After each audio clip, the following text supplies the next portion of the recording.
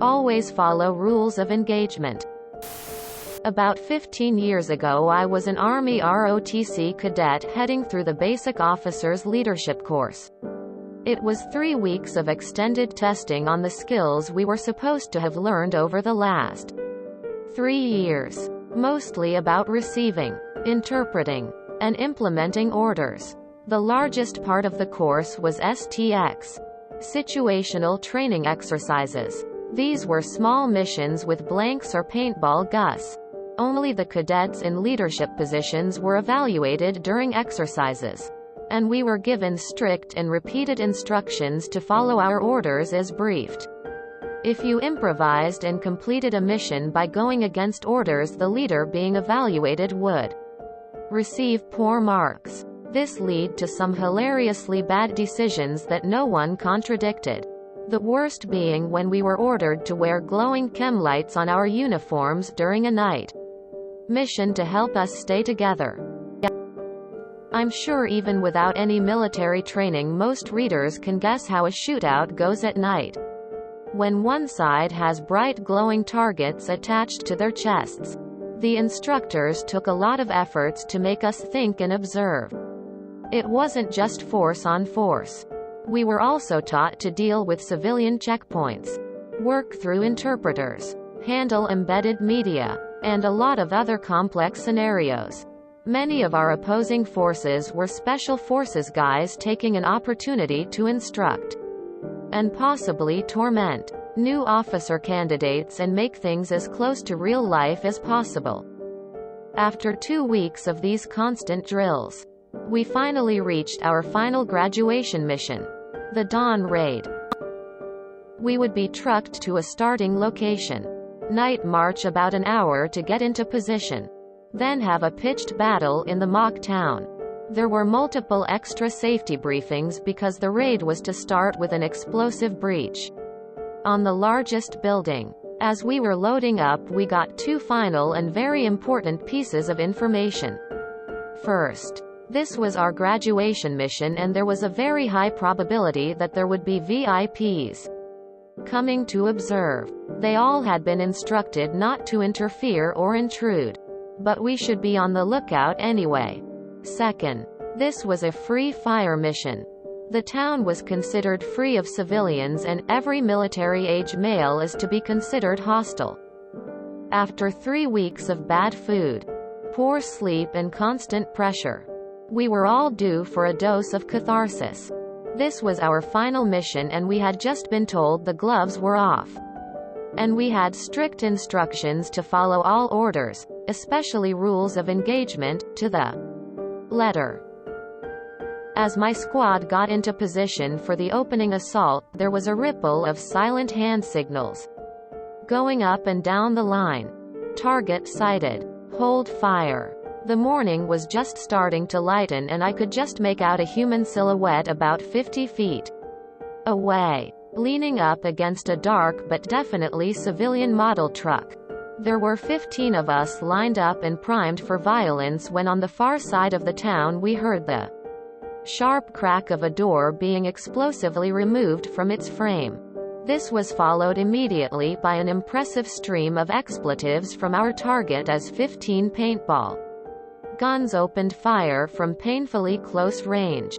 I can't say just how much pain my squad unleashed in those few seconds, but I put out a full hopper of about 100 rounds. The rest of the mission went mostly by the book, rushing to good defensive positions and clearing buildings room to room.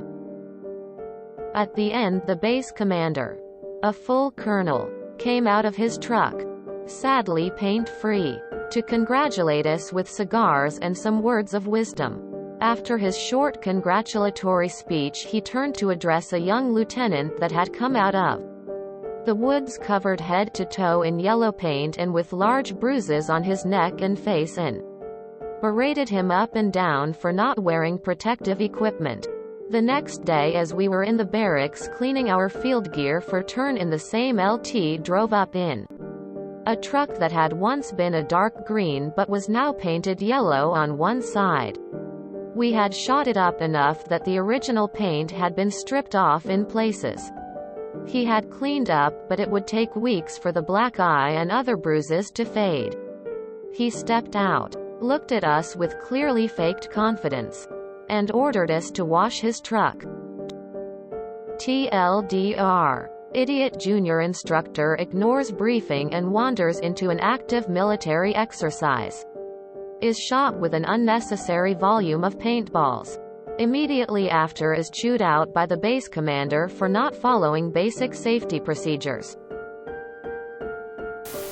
That LT was damn lucky he didn't lose an eye. It sounds to me like he was shot with an entirely necessary volume of paintballs. Hopefully it taught him a valuable lesson. That might even prevent a real casualty down the road somehow. I would have been laughing the whole time I was washing the vehicle. Would you like us to use any particular fluid for that washing, Lieutenant? The order was to wear the glow sticks on your chest. It didn't specify that they had to be over your gear. You gotta get creative with the bad orders.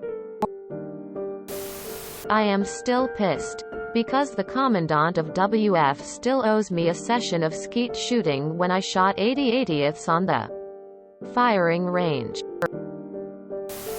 Our malicious compliance and our military stories would get a kick out of this. And probably our Army. The same LT drove up in a truck that had once been a dark green but was now painted yellow on one side. We had shot it up enough that the original paint had been stripped off in places. How can a paintball strip paint off the vehicle? Especially as he had bruises on his face? This mean the force of impact was too weak to strip the paint. He stepped out, looked at us with clearly faked confidence, and ordered us to wash his truck. Did you have to follow his order? Did you wash his truck? Glorious. Is this was LTs are incapable of making decisions? They are taught to explicitly follow orders? Even when shit hits the fan? Handle embedded media not sure if dealing with undercover journalists or re-encoding .mkv files. Those were self-inflicted wounds. But I put out a full hopper of about 100 rounds. Waste of ammo. In real combat, disarming yourself that way is bad. Not really MC. It was more AR, Tifu on the part of the lieutenant. Sounds about right for typical LT behavior. Lol, tears of joy. If you enjoyed this video, please check out our playlists full of similar content. Epic Aircast is like doom scrolling for your ears. Please like, share, and subscribe.